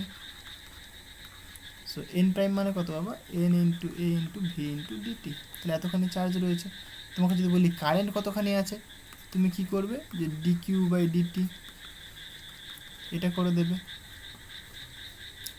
এন ই এ ইন্টু ভি, তাহলে ডিকিউ বাই ডিটি এটাকে তুমি বলবে কারেন্ট, এন ই এ ইন্টু ভি। এবার যদি বলি কারেন্ট বাই এরিয়া, তখন তুমি বলবে সেটা কি, কারেন্ট ডেনসিটি হয়ে যাবে, তাহলে এটা তোমার কারেন্ট ডেনসিটি হয়ে গেল। কথাটা কি বোঝাতে পারলাম? তাহলে দেখো কত কিছু পাচ্ছ তুমি, এটা তুমি কারেন্টের ভ্যালু পেলে তুমি এন ই এ ইন্টু ভি, আর এটা তুমি পাচ্ছ কারেন্ট ডেনসিটি। তাহলে কারেন্ট ডেনসিটি ফর্মুলা কি আসছে, মানে ইলেকট্রন ডেনসিটি বা electron concentration, number of electron per unit volume into electronic charge into drift velocity, মনে রাখবে এনইভি, এটা তোমার কারেন্ট ডেনসিটি। কথাটা কি বোঝাতে পারলাম? এটা তোমার কারেন্ট ডেন্সিটি। তাহলে কারেন্ট ডেন্সিটি কী করে বের করছি আমরা, দেখো একটা সিলিন্ডার বা একটা তারের মধ্যে কারেন্ট ডেন্সিটি কতখানি, কারেন্ট কতখানি, সেটা কিন্তু আমরা বের করতে পারি electronic charge, number of electron per unit volume এবং ডিপ ভেলোসিটি জানা থাকলে পরে। ওকে, আচ্ছা বুঝলাম। এখান থেকে তুমি কারেন্ট, আচ্ছা এখান থেকে বলতে কারেন্ট ডেন্সিটির ইউনিট যদি বলা হয়ে থাকে সেটা কী হয় বলো তো, কারণ কারেন্ট বাই এরিয়া, তাই না, কারেন্ট বাই এরিয়া হবে, তাহলে অ্যাম্পিয়ার বাই মিটার স্কোয়ার, একদম সিম্পল জিনিস। যাই হোক, একটা ইন্টারেস্টিং ডেফিনেশন যেটাকে বলি আমরা মোবিলিটি। সো মোবিলিটির ডেফিনেশনটা কি দেখো,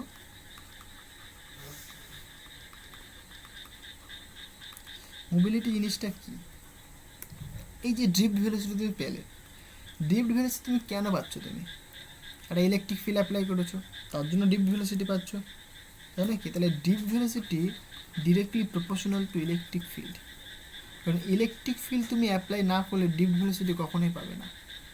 তাহলে যে তুমি যে ড্রিফট ভেলোসিটি পাচ্ছ, মানে ইলেকট্রনগুলো যে ড্রিফট ভেলোসিটি পাচ্ছ, সেটা ডিপেন্ড করছে ডিরেক্টলি ইলেকট্রিক ফিল্ডের উপরে, এক্সটার্নাল ইলেকট্রিক ফিল্ডের উপরে। সুতরাং আমরা বলতেই পারি যে drift velocity is directly proportional to electric field.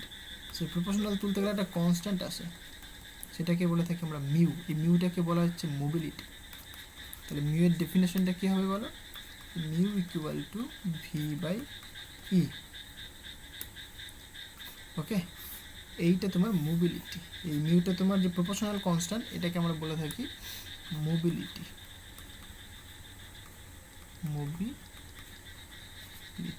তাহলে ডেফিনেশনটা কি দেখো, drift velocity per electric field, so that is drift velocity of electrons per unit per electric field, per applied electric field, per applied unit electric field, right, per applied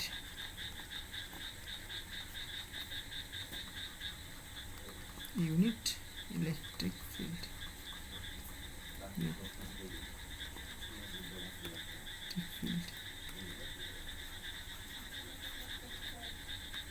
is called mobility. Fine, একদম simple জিনিস, কিছুই নেই।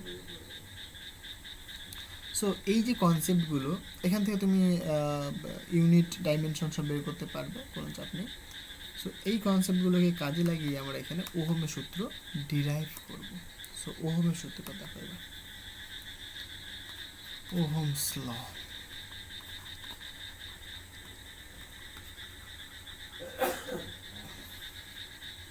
তাহলে আমরা কি পেলাম, আমরা current density পেলাম। একটা কন্ডাক্টরের মধ্যে যে কারেন্ট ডেন্সিটি, মানে একটা কন্ডাক্টর রয়েছে, কন্ডাক্টরকে আমরা একটা ইলেকট্রিক ফিল্ড বা একটা ব্যাটারির সাথে কানেক্ট করে দিয়েছি, রাইট, এটা প্লাস এটা মাইনাস, এটা ভোল্টেজ দিলাম ব্যাটারি, এই ব্যাটারির সাথে কানেক্ট করার দরুন এদিকে আমরা একটা ইলেকট্রিক ফিল্ড পাচ্ছি ই, রাইট, এটা হচ্ছে তোমার। এবার তাহলে এই যে ভেতরে যে ফ্রি ইলেকট্রন রয়েছে, তাহলে তাদের যে কারেন্ট ডেন্সিটি, মানে কারেন্ট পার ইউনিট এরিয়া, সেটা কী হয়, N E into V, V তোমার ড্রিফট ভেলোসিটি। সো এখান থেকে তুমি কারেন্ট ক্যালকুলেট করতে পারবে। এই ক্রস সেকশনাল যে এরিয়া, সেটা আমি ক্যান্সেল করে নিলাম, যে ক্রস সেকশনাল এরিয়া সেটা ক্যান্সেল করে নিচ্ছি আমি এ, ইয়ে তোমার cross sectional area. So current per unit area, that is called current density. তাহলে এখান থেকে তুমি current equal to N E V into A বলতে পারো। ওকে, এবার আমি বলছি যে দুটো ইলেকট্রন রয়েছে এখানে, সাপোজ দুটো ইলেকট্রনের মধ্যে যে সংঘাত মানে কলিশন হচ্ছে, তার মধ্যে যে টাইমটা সেটা যদি টি হয়, তাহলে কতখানি দ্রুত তার অতিক্রম করবে। সো এস ইকুয়াল টু অথবা এল ইকুয়াল টু ইউটি, মানে সরি, যেরকম আমরা পাই না এরকম, s equal to u t plus half of a t square, right. তাহলে এখানে এস বা এল যা খুশি তুমি বলো, তাতে কোনো অসুবিধা নেই।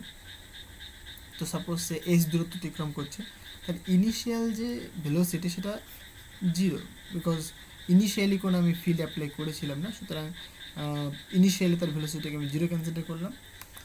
সো যদি আমরা এখানে কতখানি ডিস্টেন্স ট্রাভেল করবে সেটা ক্যালকুলেট করি, সুতরাং কী লিখবো, হাফ ইন্টু এ into T square.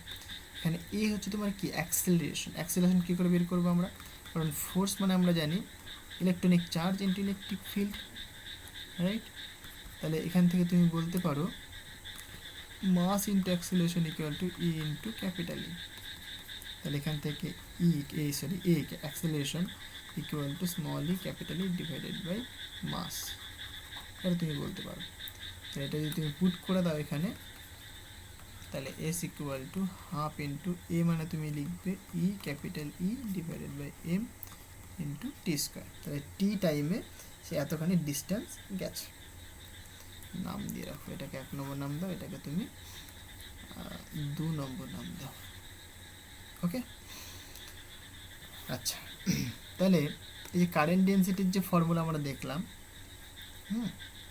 N into e into V, right. তাহলে এখানে দেখো তুমি ডিসপ্লেসমেন্ট পেয়ে গেছো, তোমাকে তো বলি ভেলোসিটি বের করো, তাহলে তুমি ভেলোসিটি ক্যালকুলেট করতে পারো নিশ্চয়ই, কারণ আমরা জানি V equal to S by T হবে। তাহলে এস এর মান তো আমরা জানি, সুতরাং এখানে এস মানে কত, এটা টি দিয়ে ভাগ করলে মানে এখানে এরকম হবে half capital E small E divided by M into T, এটা আমাদের ভেলোসিটি পেয়ে গেলাম। তাহলে সুতরাং কারেন্ট ডেন্সিটির ফর্মুলা যেটা দেখলাম আমরা, যে J equal to N into e into v. So n into e, v মানে কত বলো, half e small E capital E divided by M into t, right. তাহলে এটাকে যদি আরেকটুখানি সুন্দর করে লিখি আমরা, n square capital E divided by 2m into এখানে টি করে দাও। আচ্ছা, এটাকে আরেকটুখানি ভালো করে লিখি, এটা এইখানে টিটা নিয়ে আসি, এখানে ইলেকট্রিক ফিল্ডে রাখি। ওকে, সো এখানে দেখো এই যে পুরো টার্মটুকুনি, এটাকে আমি একটা কনস্ট্যান্ট হিসেবে ট্রিট করছি, সেটাকে বলছি আমি sigma, sigma into E. So where সিগমাটা কি, এটা কনস্ট্যান্ট, সেটা N square T divided by 2 into M. Because দেখো এন তোমার কি number of electron per unit volume অথবা নাম্বার ডেন্সিটি, মানে ইলেকট্রন ডেন্সিটি মেনলি। ই হচ্ছে তোমার ইলেকট্রনিক চার্জ, টি হচ্ছে তোমার টাইম, মানে কতখানি টাইম সেটা তুমি জানা আছে। মাস হচ্ছে তোমার ইলেকট্রনের মাস, তাহলে এটা কনস্ট্যান্ট, এটা একটা, তাই তো। তাহলে সেটাকে আমি সিগমা দিয়ে রিপ্রেজেন্ট করলাম। ওকে, এই সিগমাটাকেই বলা হয়ে থাকে conductivity. This is called conductivity, conductivity, পরিবাহিতাঙ্ক, বাংলা যেটাকে বলে পরিবাহিতাঙ্ক, ঠিক আছে, তড়িৎ পরিবাহিতাঙ্ক। এই সিগমাটাকে বলা হচ্ছে তড়িৎ পরিবাহিতাঙ্ক। ওকে, তাহলে এইটা একটা দেখো ফর্ম আসছে তোমার, এটা ওহমের সূত্র। আমরা দেখো কারেন্ট ডেন্সিটি জানি vector quantity, electric field is also vector quantity. তাহলে আমি যদি লিখি ভেক্টর নোটেশন, তাহলে কি বলবো, যে current density J vector equal to sigma into E vector. এইটা হচ্ছে তোমার ওহমের সূত্রের ভেক্টর রূপ। So vector form of Ohm's law, this is the vector form of Ohm's ল,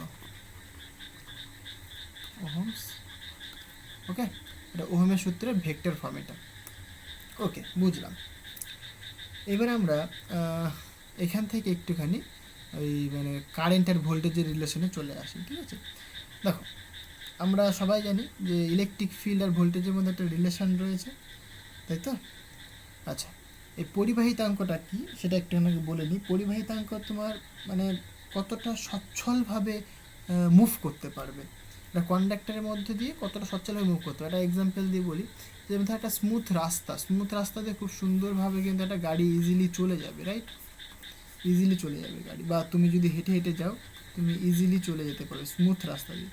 কিন্তু রাস্তাটা যদি মানে একটু বাঁকা তেরা হয়, যদি কাঁকড় ফাঁকড় যদি থাকে, পেরেক ফেরেক থাকে, তাহলে কিন্তু গাড়িটা কিন্তু স্মুথলি যেতে পারবে না, এবং তুমিও কিন্তু স্মুথলি হাঁটতে পারবে না, তোমাকে কি রেজিস্ট করবে। তাহলে যে যত বেশি স্মুথলি যেতে পারবে তত কি তার কন্ডাক্টিভিটি ভালো, মানে ভালো কন্ডাক্টিভিটি মানে স্মুথলি যেতে পারবে।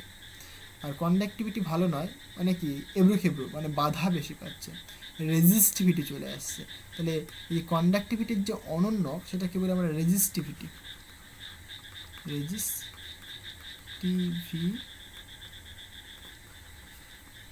সেটাকে আমি রো দিয়ে লিখি, সেটা তোমার অনন্যক কার মানে কন্ডাক্টিভিটি অনন্যক, ঠিক আছে, অনন্যক অফ কন্ডাক্টিভিটি,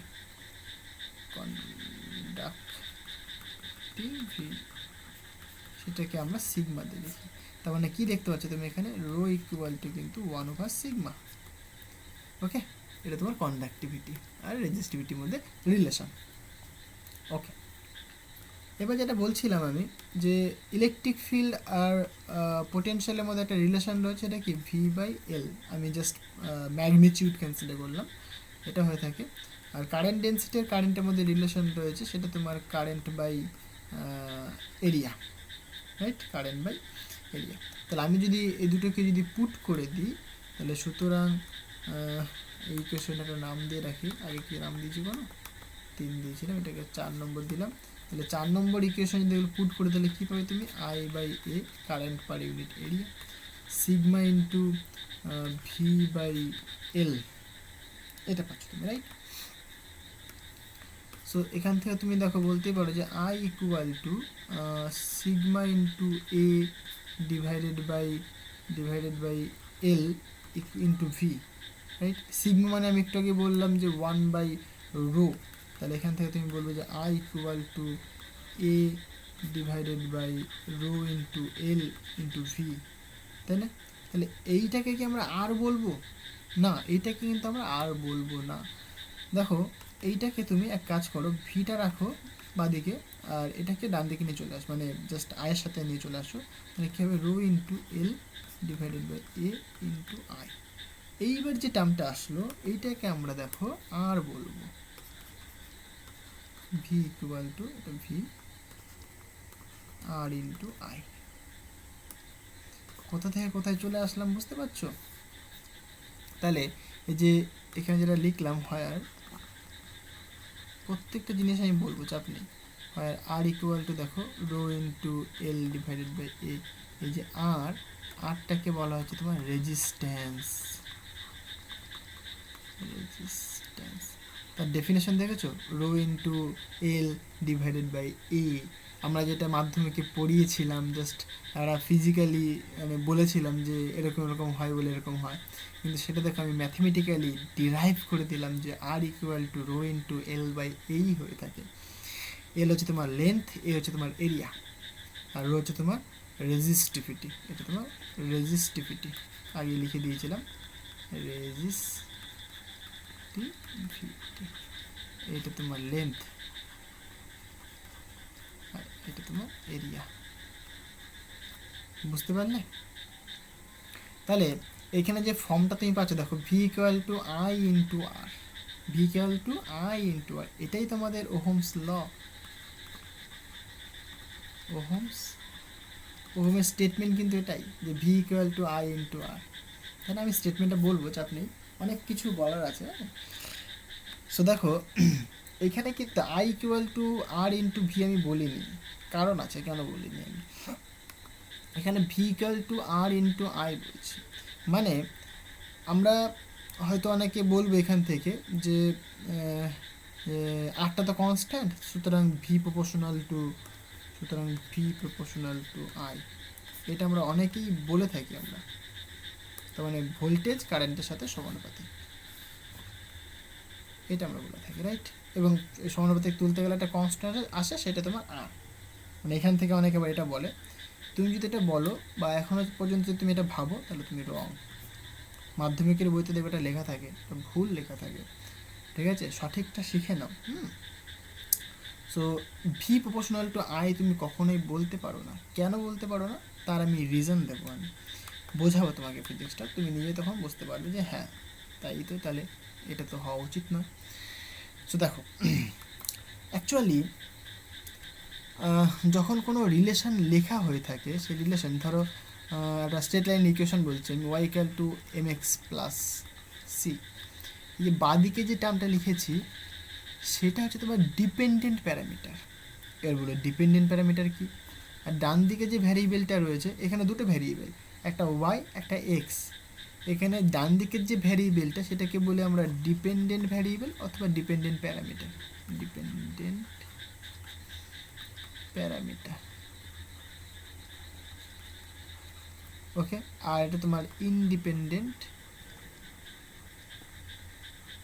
প্যারামিটার অথবা ভ্যারিয়েবল। বুঝতে পারলে? এবার এটাকে ডিপেন্ডেন্ট কেন বলছি, সরি ভুল বললাম, এটা ডিপেন্ডেন্ট, এটা তোমার ইনডিপেন্ডেন্ট, ওকে। এবার এই যে এক্সটাকে আমি ইনডিপেন্ডেন্ট কেন বলছি আর ওয়াইটাকে আমি ডিপেন্ডেন্ট কেন বলছি? দেখো, এক্সটা মেনলি কারোর উপর ডিপেন্ড করে না, কারণ এক্সের ভ্যালুর উপরই ডিপেন্ড করবে কিন্তু ওয়াইটা।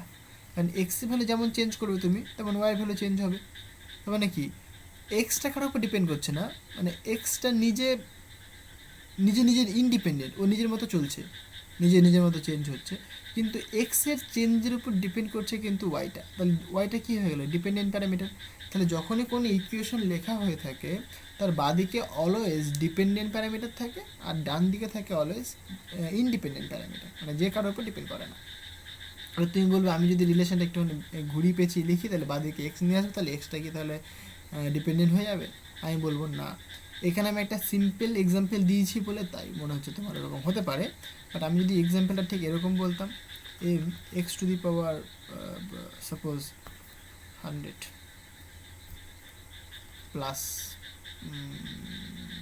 এক্স, এরকম বললাম আমি, ওকে।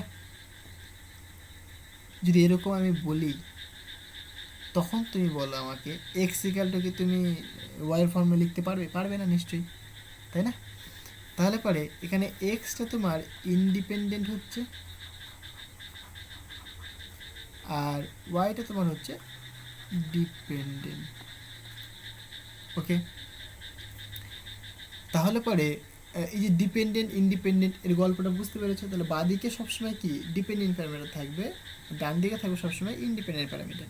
এইবার প্রশ্ন হচ্ছে গিয়ে আমি কি করে বুঝবো এই যে ওহমের সূত্রটা, যে ভি ইকুয়াল টু আইআর লিখেছি, এখানে ভ্যারিয়েবল হচ্ছে তোমার ভোল্টেজ, ভি হচ্ছে তোমার ভোল্টেজ ডিফারেন্স, আই হচ্ছে তোমার কারেন্ট। তাহলে কোন মানে কে ডিপেন্ডেন্ট কে ইনডিপেন্ডেন্ট সেটা কী করে বুঝবো? সেটা বোঝা ভালো করে, এটা একটা এক্সাম্পল দিয়ে বোঝা যায়। আমাদের সবার বাড়িতে এখন মানে ওই ট্যাঙ্ক আছে, যে ট্যাঙ্কের মধ্যে জল থাকে, রাইট? সেই ট্যাঙ্কটা দেখবে বাড়ির ছাদে লাগানো হয়ে থাকে। বা আরেকটা এক্সাম্পল তুমি নিতে পারো, তোমরা যদি পাহাড়ি এলাকায় গিয়ে থাকো, দেখবে ঝর্ণার জল উপর থেকে নিচের দিকে পড়ে। সো সাপোজ এটা একটা ঝর্ণা রয়েছে, এটা তোমার নিচের ঢালটা মানে ভূমিটা এটা।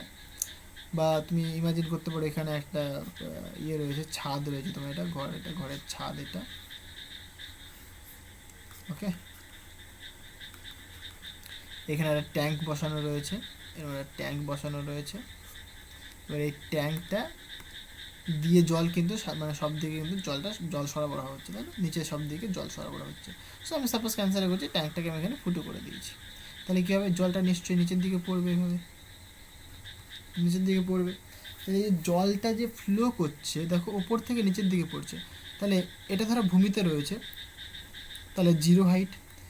আর ট্যাঙ্কটা এইটুকুনি কিন্তু একটা হাইটে রয়েছে, সাপোজ এইচ হাইট। তাহলে এখান থেকে এখানে হাইটের একটা ডিফারেন্স রয়েছে না?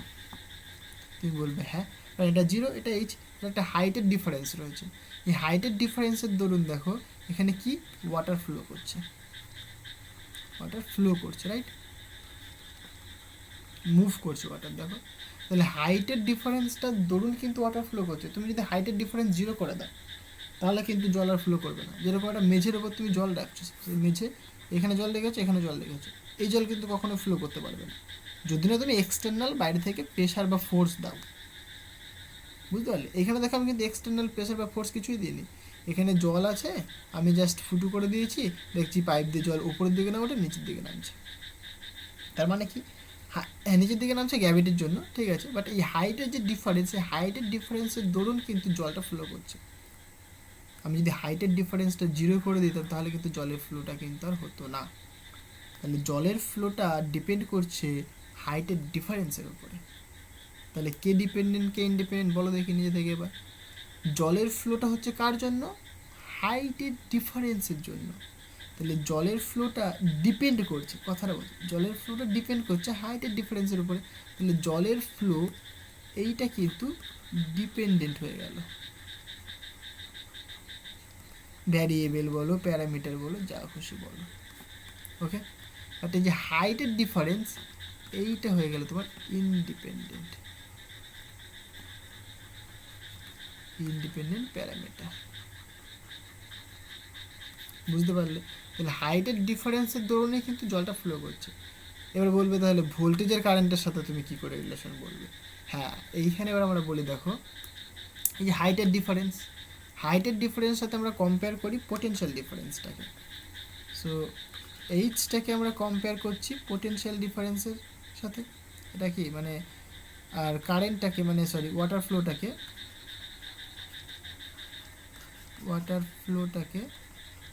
কম্পেয়ার করছি আমরা কারেন্টের ফ্লো দিয়ে। চার্জের ফ্লো বলতে পারো, অথবা কারেন্ট বলতে পারো, কারেন্ট অথবা flow of charge,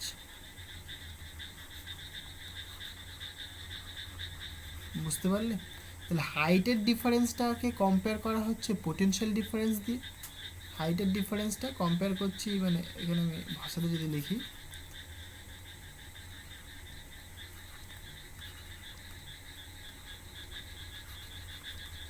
height difference compare করা হচ্ছে পোটেনশিয়াল ডিফারেন্স দিয়ে, বুঝতে পারলে? তাহলে পরে এখনই দেখলাম হাইটের ডিফারেন্সটা কি ইন্ডিপেন্ডেন্ট প্যারামিটার।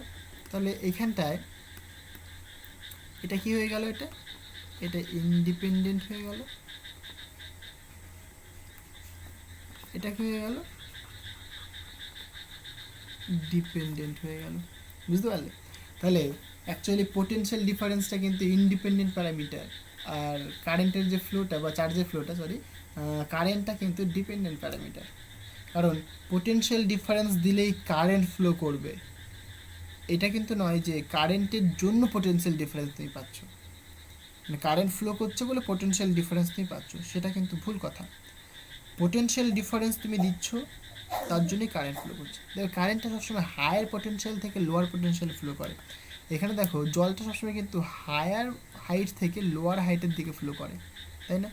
জলটা কোথায় থেকে কোথায় নামছে দেখো, হায়ার হাইট থেকে উচ্চতর স্থান থেকে নিম্নতর স্থানের দিকে যাচ্ছে।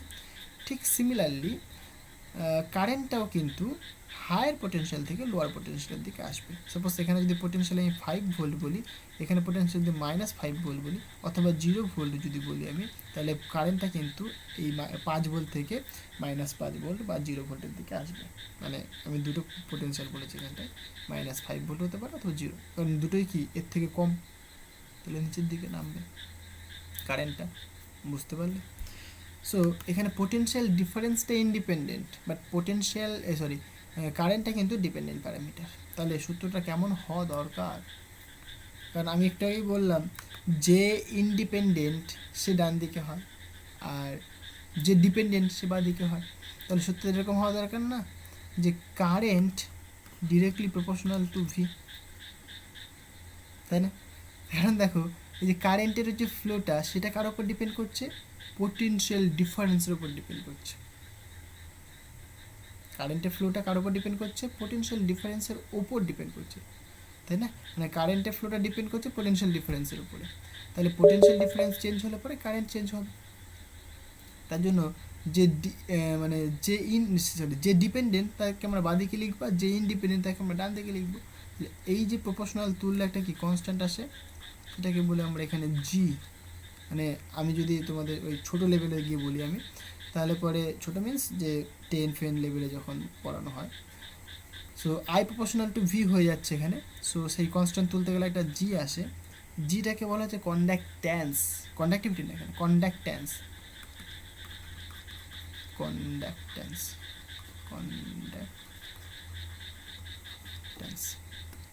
ওকে।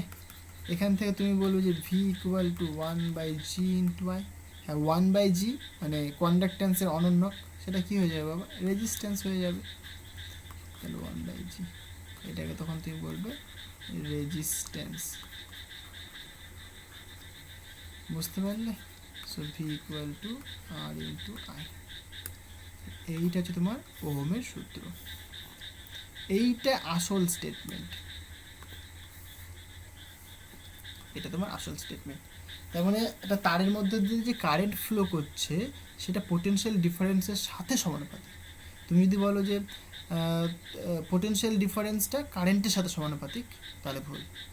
তুমি যদি সব মানে একটা স্টেটমেন্ট লিখবে যখন, তখন তুমি যদি লিখো এরকম যে কারেন্টটা, মানে তোমরা ভাবতেই পারো যে আমি এদিক ওদিক করে দিলাম, হয়ে গেল, এটা অঙ্ক তো হয়ে গেল। অঙ্ক না, এটা ফিজিক্স, ডিফারেন্স রয়েছে ম্যাথামেটিক্স আর ফিজিক্সের মধ্যে, ডিফারেন্স রয়েছে, ঠিক আছে। এখানে ফিজিক্সটা তোমাকে বুঝে বুঝে করতে হবে। সো তুমি বলতেই পারো না যে ভি প্রপোর্শনাল টু আই, এটা বললে তোমাকে কেটে দেওয়া হবে। এই লেভেলে আসলে এসে যদি তুমি এটা বলো, কেটে দেবে তোমাকে। তার জন্য দেখবে ওহমের সূত্রে যে স্টেটমেন্টটা আমরা বলবো এখন, সেটা কেমন হবে, এরকম হবে। মানে উষ্ণতা ও অন্যান্য ভৌত অবস্থা যদি অপরিবর্তিত থাকে, যেটা কমন, মানে যেটা জানো তোমরা নিশ্চয়ই, আমি এক্সপ্লেন করে দিচ্ছি আপনি। সো কোনো একটা পরিবাহীর মধ্য দিয়ে প্রবাহিত প্রবাহ মাত্রা ওই পরিবাহীর দুই প্রান্তের বিভব প্রভেদের সাথে সমানুপাতিক। প্রবাহ মাত্রা বিভব প্রভেদের সাথে সমানুপাতিক, তাহলে এর সাথে দেখো মিলে গেল ভাষাটা। ওহম কিন্তু এতটা বোকা ছিল না যে ভি প্রপোর্শনাল টু আই লিখবে, ও কিন্তু ফিজিক্সটা ভেবে বুঝে শুনেই লিখেছিল আই প্রপোর্শনাল টু ভি। মানে যে ভাষাটা বলছি আমরা, ভাষাটা কিন্তু এটাই বলছে যে আই প্রপোর্শনাল টু ভি। আমরা ভাষাটা ওটা পড়ি অনেক সময়, আর লিখি আমরা এটা, তাই না? ভুল। বা অনেক সময় কী করি বলো তো, এটা মনে থাকে আমাদের, কারণ ভি ইকুয়াল টু আই আর মনে থাকে, সো আমরা বলে দিই ভি প্রপোর্শনাল টু আই, এখান থেকে আমরা ভাষা তৈরি করি। আচ্ছা, তাহলে পোটেনশিয়াল ডিফারেন্সটা কারেন্টের সাথে সমানুপাতিক, পুরোপুরি কিন্তু ভুল। বুঝতে পারলে ভুল কোনটা সেটাকে বোঝাতে পারলাম জিনিসটা আমি। তাহলে স্টেটমেন্টটা কী হবে, স্টেটমেন্টটা হবে এটাই যে কোনো পরিবাহী মানে উষ্ণতা ও ভৌত অবস্থা, মানে উষ্ণতা ও অন্যান্য ভৌত অবস্থা অপরিবর্তিত থাকলে কোনো পরিবাহীর মধ্য দিয়ে প্রবাহ মাত্রা কারেন্ট ওই পরিবাহীর দুই প্রান্তে বিভব প্রভেদের সাথে সমানুপাতিক।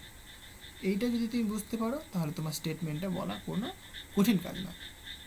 আর উষ্ণতা পরিবর্তিত থাকলে, অপরিবর্তিত থাকলে কেন বলছি আমরা, আর উষ্ণতা চেঞ্জ করলে দেখবো আমরা রেজিস্ট্যান্স চেঞ্জ করবে, তার জন্য উষ্ণতাটাকে চেঞ্জ রাখা যাবে না, ঠিক আছে। উষ্ণতার উপর রেজিস্ট্যান্সটা ডিপেন্ড করে।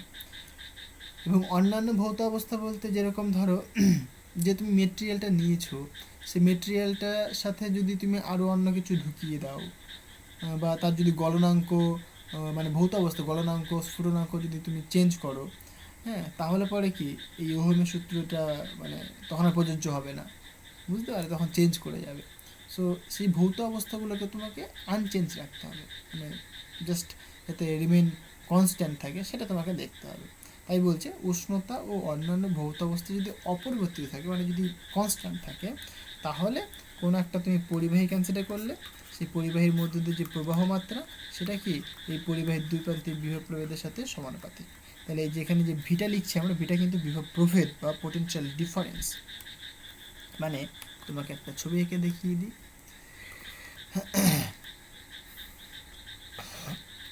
সাপোজ এটা এ, এটা বি, এই একটা পরিবাহী, এটা এই পরিবাহীর মধ্যে দিয়ে মনে করো কারেন্ট ফ্লো করছে, আই পরিমাণ কারেন্ট ফ্লো করছে, তাহলে এই এর পোটেনশিয়ালটা ভি এ, এই পোটেনশিয়ালটা ভিবি।